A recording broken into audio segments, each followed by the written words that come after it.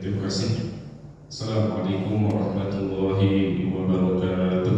Waalaikumsalam warahmatullahi wabarakatuh. Alhamdulillah, nahmaduhu wa nasta'inuhu wa nastaghfiruh wa na'udzu billahi min shururi anfusina wa min sayyiati a'malina. May yahdihillahu fala mudilla lahu wa may yudlil fala hadiya lahu. Asyhadu an la ilaha illallah wa asyhadu anna Muhammadan abduhu wa rasuluhu wa la nabiyya ba'da. Allahumma shalli ala Muhammad wa ala alihi wa ashabihi wa man tabi'ahum bi ihsan ila yaumiddin summa amma ba'd. Bapak yang insyaallah dimuliakan Allah Subhanahu wa taala, jamaah salat subuh Masjid Baitul Salam rahimahullah. Alhamdulillah, puji dan syukur senantiasa kita menjaga dari Allah Subhanahu wa taala atas segala nikmat-nikmat yang Allah berikan kepada kita semua. Wabil khusus nikmat iman dan Islam, sehingga kita bisa hadir di tempat yang mulia ini dalam rangka sama-sama untuk bertakarub ila Allah, mendekatkan diri pada Allah Subhanahu wa taala. Bapak supaya dirahmati Allah Subhanahu wa taala, ini seharusnya jadwalnya Ustaz Umar Faruk Faruk LCMA dengan tema Sirah Nabawiyah, namun karena satu dan lain hal beliau tidak bisa hadir. Nah, ini barusan saya diminta oleh Bapak Ketua DKM Pak Jaya. Ini barusan ya Bapak semua. Jadi mendadak. Jadi mohon maaf kalau bila nanti dalam penyampaiannya kurang sempurna, ada kekurangan, mohon dimaafkan. Bapak semua yang dirahmati Allah Subhanahu wa taala, alhamdulillah hari ini adalah tanggal 28 Januari 2024. Itu artinya kita baru saja melewati 27 hari di tahun 2024 ini. Dan alhamdulillah itu artinya sebuah kenikmatan yang Allah berikan pada kita. Kita bisa melewati tahun 2023. Karena ada saudara kita, tetangga kita, bahkan keluarga kita yang tidak bisa melewati tahun 2023, hadir di tahun 2024 ini. Karena satu lain hal, karena dipanggil oleh Allah Subhanahu wa taala. Yaitu untuk itu mari hadirin semua yang dirahmati Allah Subhanahu wa taala, nikmat yang Allah berikan, nikmat hidup ini benar-benar kita gunakan sebaik-baiknya. Hadirin yang dirahmati Allah Subhanahu wa taala, dalam kesempatan ini izinkan saya coba menyampaikan beberapa tanda-tanda bahwa Allah Subhanahu wa taala menghendaki kebaikan bagi kita. Ya, ini latar belakangnya adalah pertanyaan-pertanyaan yang hadir dalam diri kita, Yang pertama, ya ini sekaligus kita muhasabah terhadap diri kita. Pertanyaan yang mendasar pada diri kita. Pernahkah pertanyaan ini kita tujukan pada diri kita sendiri? Yang pertama, umur atau usia yang diberikan oleh Allah Subhanahu wa taala sudah digunakan untuk apa sampai ini? Bagi yang berusia 60 tahun, 70 tahun, 50 tahun, 40 tahun, sudah kita gunakan untuk apa umur yang kita gunakan? Itu pertanyaan yang seharusnya kita ajukan kepada diri kita sendiri. Kemudian pertanyaan berikutnya yang harus kita ajukan kepada diri kita sendiri adalah, apakah kehidupan kita yang sudah kita jalani adalah kehidupan yang Allah Subhanahu wa taala kehendaki? Jangan-jangan kita salah jalan. Ya, artinya kita harus memastikan bahwa kehidupan yang beragama yang kita jalani adalah on track di jalan Allah Subhanahu wa taala, on track di jalur yang Allah Subhanahu wa taala kehendaki. Nah, ini ada beberapa pendapat dari seorang ulama yang ini bisa menjadi indikasi atau kita bisa menciri-cirikan apakah kehidupan yang sudah kita jalani ini sudah sesuai dengan yang Allah kehendaki, atau jalan kehidupan kita ini adalah jalan yang benar-benar Allah kehendaki kebaikan bagi kita. Muhammad bin Ka'ab Al-Qurtubi rahimahullah berkata, dalam sebuah asarnya, beliau berkata, apabila Allah Ta'ala menghendaki seorang hamba menjadi baik, maka dia akan memberinya 3 perkara. Jadi ini kita bisa mengecek juga diri kita. 3 tanda ini apakah sudah ada dalam diri kita. Yang pertama, ketika Allah Subhanahu wa Ta'ala ingin memberikan kebaikan bagi hambanya, maka yang pertama Allah hadirkan ke dalam dirinya faqih terhadap urusan agama. Yang kedua adalah zuhud terhadap dunia. Kemudian yang ketiga adalah dia mampu melihat aib-aib dirinya. Hadirin yang dirahmati Allah Subhanahu wa Ta'ala, di sini faqih terhadap agama seperti yang disabdakan oleh Rasulullah sallallahu alaihi wasallam, "Man yuridu billahi khairan yufaqihu fid din." Dalam sebuah hadis riwayat Bukhari Muslim, Rasulullah sallallahu alaihi wasallam bersabda, barang siapa yang Allah kehendaki kebaikan, maka Allah akan hadirkan dalam dirinya faqih terhadap agama. Faqih terhadap agama ini bermakna faqih adalah paham terhadap agama itu sendiri. Dan ini juga berarti Allah Subhanahu wa Ta'ala memberikan kefakihan kita terhadap pemahaman terhadap agama, yaitu ketika seorang hamba ini diberikan kesempatan oleh Allah, dia mudah sekali untuk beramal soleh. Maka tidak ada kata lain ketika seseorang akan paham terhadap agamanya, maka tidak ada cara lain yaitu dengan cara menuntut ilmu. Seorang hamba ini dia mampu membedakan halal dan haram, yang hak dan yang batil, yaitu dengan cara dia memiliki ilmu. Nah, hadirin yang dirahmati Allah Subhanahu wa Ta'ala, sesungguhnya menuntut ilmu itu adalah wajib bagi kita dari bayi sampai dengan liang lahat. Para sahabat dahulu, mereka banyak sekali yang masuk Islamnya itu di usia-usia yang sudah tidak muda lagi. Makanya Imam Bukhari menyebutkan dalam kitab Sahihnya, beliau mengatakan bahwa para sahabat belajar dari Nabi, para sahabat belajar dari Rasulullah sallallahu alaihi wasallam ketika usianya sudah senja. Bayangkan Bapak subhanahu Allah. Jadi ketika kita belajar pertama menuntut ilmu agama, maka tidak ada kesan atau tidak ada pepatah sudah tua atau sudah besar. Jadi dari Imam Bukhari mengatakan bahwa banyak sahabat belajar itu di usia-usia yang sudah senja, yang sudah tidak muda lagi. Nah, kemudian dari Naim bin Ahmad bin Hamad, ia berkata bahwa ada yang bertanya kepada Imam Ibnu Mubarak, sampai kapan ya Imam Mubarak Anda menuntut ilmu? Kemudian Imam Ibnu Mubarak menjawab, sampai wafat insya Allah. Beliau mengatakan demikian.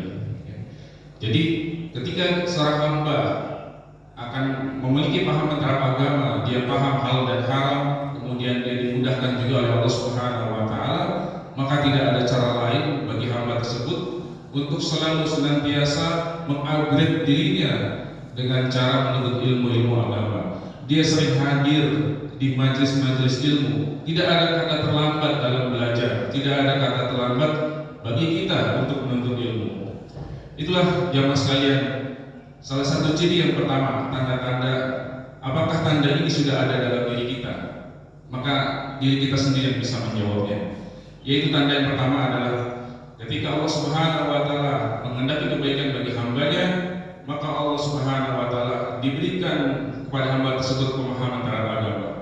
Kemudian tanda yang kedua, ketika Allah Subhanahu wa Ta'ala akan memberikan kebaikan bagi hamba tersebut, maka Allah Subhanahu wa Ta'ala berikan ke dalam dirinya zuhud terhadap dunia.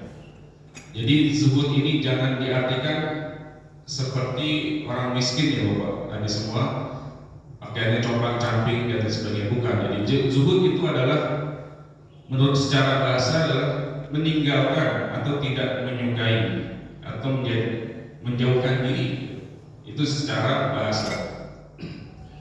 Kemudian secara istilah, zuhud artinya yaitu tidak mementingkan hal-hal yang bersifat keduniaan atau meninggalkan gemerlapnya kehidupan dunia yang bersifat material dalam mengabdikan diri pada Allah Subhanahu wa Ta'ala.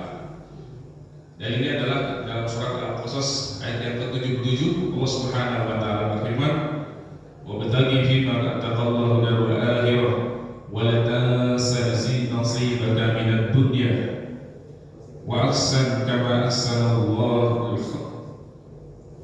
ilaika wa la tabghi fasada fil ard inna Allaha la yuhibbul mufsidin." Dan carilah pahala di akhirat dengan apa yang telah dianugerahkan Allah kepadamu, tapi janganlah kamu lupakan bagianmu di dunia. Dan berbuat baiklah kepada orang-orang sebagaimana Allah telah berbuat baik kepadamu. Janganlah kamu berbuat kerusakan di bumi, sungguh Allah tidak menyukai orang-orang yang berbuat kerusakan. Hadirin yang dirahmati Allah Subhanahu wa taala, maka dari ayat ini carilah pahala di akhirat. Dan cari redaksinya mencari wabtaghi, tetapi untuk dunia adalah wala tansa nasibak, jangan lupakan. Redaksi ini hanya jangan lupakan. Ini artinya bahwa Allah Subhanahu wa taala amat sangat menitik beratkan urusan akhirat ketimbang urusan dunia itu.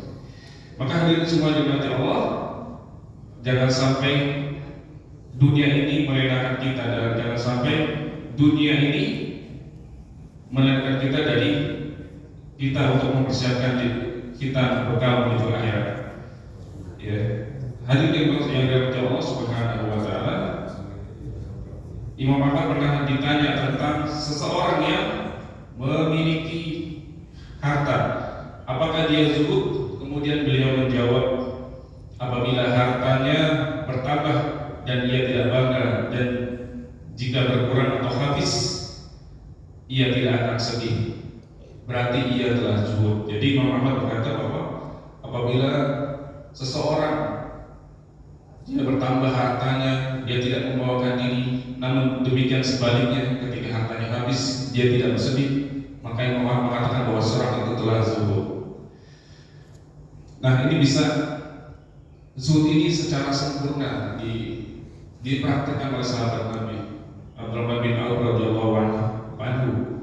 Bagaimana beliau ini amat sangat salah sahabat yang dijamin Allah masuk surga, kemudian sahabat Nabi yang paling kaya. Bahkan saya mendapati data di Sindonus itu dikatakan kalau dikonversikan ke hari ini ya, nilai kekayaan Abdurrahman bin Auf sebesar 72.000 triliun. Bayangkan jika dibandingkan dengan orang yang terkaya di dunia hari ini, ada yaitu pemilik Tesla, Elon Musk, dia hanya 3.000 triliun. Jadi jauh sekali kekayaannya. Namun kekayaan beliau ini tidak membuatnya dia lupa terhadap akhirat. Bagaimana sifat zuhud beliau ini, dia bisa tergambar dalam sebuah perkataan beliau. Dia cita-citanya tidak ingin menjadi orang kaya, tetapi cita-cita beliau Abdurrahman bin Auf ya, menjelang akhir hayatnya beliau berkata bahwa aku ingin kematianku seperti Mus'ab bin Umair dan Hamzah bin Abi Thalib. Bagaimana kematian Mus'ab bin Umair? Yaitu bagaimana kain kafannya Mus'ab bin Umair ketika ditarik untuk menutupi kakinya, maka terlihat wajahnya. Ketika kain kafannya ditarik untuk menutupi wajahnya, terlihat kakinya. Itulah cita-cita beliau, orang yang memiliki kekayaan luar biasa, tetapi cita-cita beliau adalah sederhana sekali. Dia ingin kematiannya seperti sahabat Nabi Mus'ab bin Umar radhiyallahu anhu, yang juga duta besar pertama Rasulullah SAW untuk mendakwahkan Islam di negeri Madinah pada saat itu. Hadirin rahmati Allah Subhanahu wa taala, ketika suatu saat Nabi berkata kepada Abdurrahman bin Auf bahwa akan masuk surga dengan keadaan rangkap dan terlambat 500 tahun. Itu karena kekayaannya beliau yang amat sangat luar biasa. Nah, beliau bersedih. Beliau sering curhat kepada Ummu Salamah, ya Ummu Salamah, saya ini kaya, tapi kekayaan saya ini bukan membuat saya bahagia, tapi membuat saya khawatir akan hisab terhadap harta-harta. Karena setiap harta yang kita miliki pasti akan Allah hisab. Nah, Abdurrahman bin Auf terlihat telah sifat zuhud beliau, bagaimana beliau itu ketika beliau memakan kurma yang paling enak setelah jatuhnya Khaybar di tangan Islam. Khaybar adalah sebuah negeri sekitar Madinah yang dikuasai oleh Yahudi, sebuah negeri yang amat sangat subur. Ketika itu jatuh ke tangan kaum muslimin dan dikuasai, dia makan kurma yang paling enak. Kemudian beliau seketika itu menangis. Kenapa menangis? Karena beliau teringat Rasulullah SAW, sahabatnya. Karena Rasul tidak pernah makan kurma seenak itu. Bahkan dalam pikirannya Abdurrahman bin Auf, beliau mengatakan dalam hatinya pernah mengatakan bahwa jangan-jangan semua harta, semua kenikmatan, semua yang ada dalam dirinya ini merupakan balasan amalnya, semua dibalas di dunia dan tidak ada balasannya di akhirat. Nah, itulah sahabat Nabi Abdurrahman bin Auf yang orientasinya, cara berpikirnya adalah bagaimana kehidupan di akhiratnya nanti. Orang yang kaya tetapi orientasinya bukan dunia tetapi akhirat. Itulah maksud diantaranya bagaimana meletakkan harta di tangan dan meletakkan akhirat di dalam hatinya. Itulah tanda-tanda yang kedua yang Allah Subhanahu wa taala menurut perkataan Muhammad bin Ka'ab Al-Qurtubi tadi, tanda pertama adalah ketika Allah Subhanahu wa taala ingin mengendaki kebaikan bagi hambanya, maka Allah Subhanahu wa taala akan memberikan dari paham agama. Kemudian yang kedua adalah Allah Subhanahu wa taala akan memberikan sifat zuhud kepada dalam hati-hati. Kemudian yang ketiga, tanda yang ketiga apabila Allah Subhanahu wa taala menginginkan kebaikan bagi hambanya adalah dia mampu melihat aib-aib dirinya. Dalam bahasa Arab, aib berarti itu cacat atau kekurangan. Jadi sebagian ulama mazhab Hanafi menjelaskan bahwa aib adalah suatu bagian yang tidak diberikan pada saat penciptaannya. Jadi Allah Subhanahu wa taala ketika menciptakan manusia tidak dengan memberikan aib, tapi masih suci, bebas dari kekurangan. Karena itu aib dianggap sebagai bentuk kekurangan. Itu hadirin dimati Allah Subhanahu wa taala. Yang kemudian dalam surat Al-Hujurat ayat yang ke-12 kita juga Allah Subhanahu wa taala mengingatkan pada kita, A'udzubillahi minasyaitonir rajim, ya ayyuhalladzina amanu tanibu katsiran minadh-dhanni inna ba'dadh-dhanni ism. Ya, sesungguhnya setelah orang yang beriman, sesungguhnya sebagian prasangka itu dosa. Jadi seorang yang Allah Subhanahu wa taala ketika Allah berikan menghendaki kebaikan, maka dia mampu melihat aib-aib dirinya sendiri. Ibarat pepatah hari ini, semut di seberang lautan tampak, namun gajah di lubuk mata tidak tampak. Kita seringkali lebih senang melihat aib-aib orang lain. Kita lebih senang melihat aib-aib saudara kita ketimbang aib-aib diri kita. Bagaimana ketimbang kita mengoreksi diri kita sendiri, betapa banyak sekali kekurangan yang kita alami. Maka perlu kita sekali menghisap diri kita, tidak hanya dalam setahun, tidak hanya dalam bulan, tetapi setiap hari dianjurkan kita menghisap diri kita sendiri. Bagaimana Rasulullah SAW dan para sahabat dan para orang soleh dahulu, bagaimana mereka selalu menghisap dirinya setiap hari. Maka ada 4 aspek yang seringkali dihisap, yang seringkali dievaluasi ke dalam diri para sahabat dan Rasulullah SAW. Yaitu yang pertama, bagaimana Rasul dan para sahabat ini mereka seringkali menghisap makanan dan minumannya. Bagaimana kisah Abu Bakar radhiyallahu anhu ketika dia haus begitu, kemudian di rumahnya disediakan susu. Nah ternyata setelah itu muncullah mantan budaknya yang dulu bekerja dengannya, bahwa hasil susu itu adalah upah ketika dia sebagai paranormal atau sebagai dukun. Maka begitu tahu, langsung Abu Bakar radhiyallahu anhu berusaha memuntahkan susu yang ada di dalamnya. Karena beliau teringat pesan Rasulullah SAW bahwa makanan yang haram itu yang masuk ke dalam diri kita, maka itu lebih layak dibakar oleh api neraka. Kemudian Rasulullah SAW pernah tidak bisa tidur sehari semalam. Karena apa?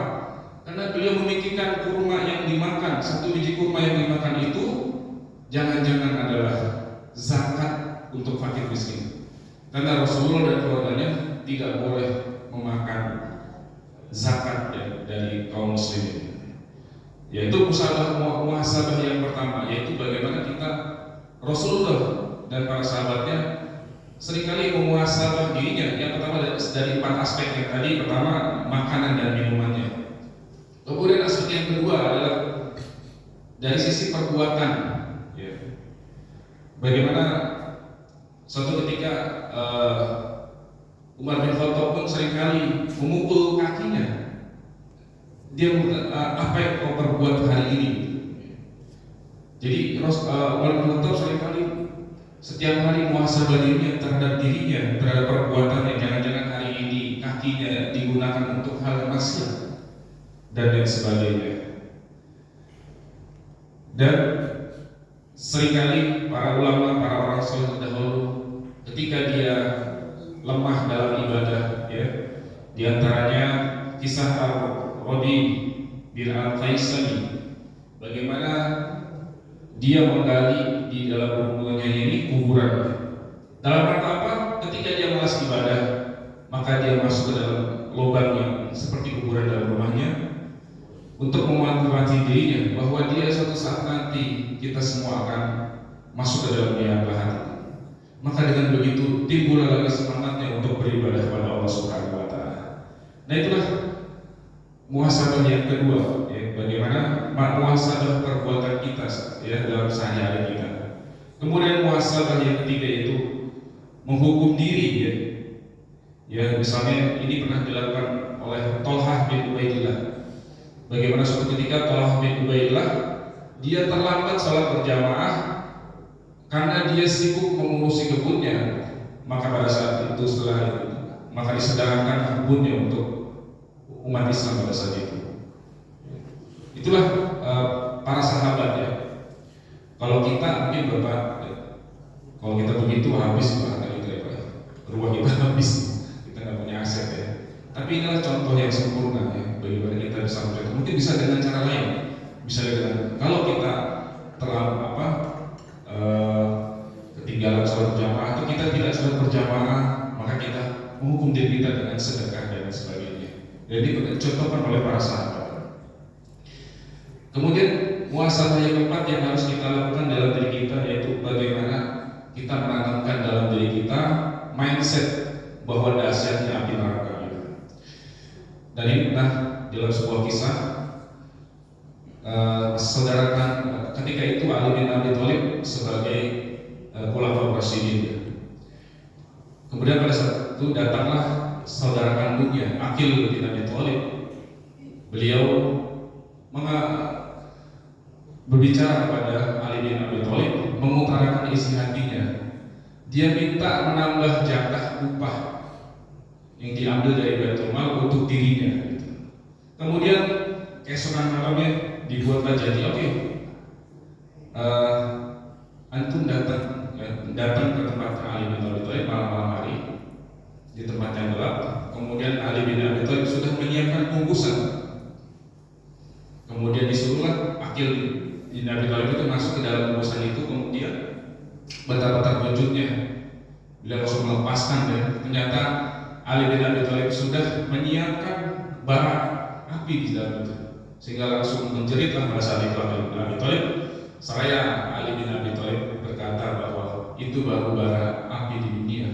Bagaimana nanti dahsyatnya siksa api neraka akibat kita tidak amanah dalam menggunakan dana umat, kita menyelewengkan kepercayaan dari umat ini.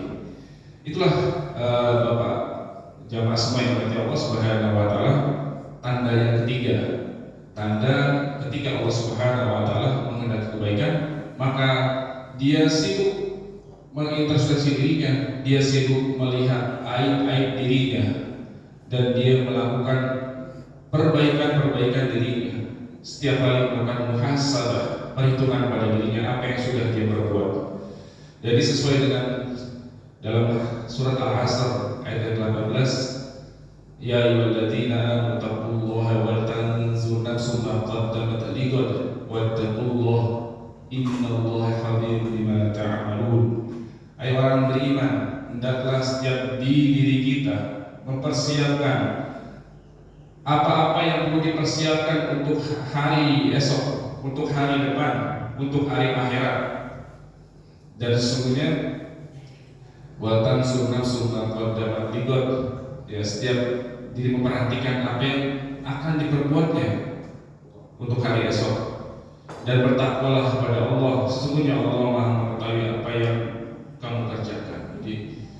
Jadi ayat ini memerintahkan pada kita semua, Allah Subhanahu wa taala warning buat diri kita apa yang sudah kita persiapkan untuk diri kita, untuk akhirat kita, untuk bekal kita. Karena sesungguhnya kita semua akan kembali kepada Allah Subhanahu wa taala secara sendiri-sendiri. Tidak ada teman, tidak ada kelompok-kelompok kita yang biasa kita bermain di dunia ini. Jadi setiap diri bertanggung jawab terhadap dirinya masing-masing.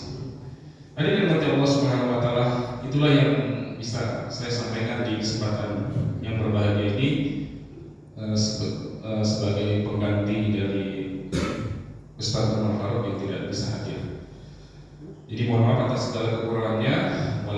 Wassalamualaikum warahmatullahi taala wabarakatuh. Saya kembali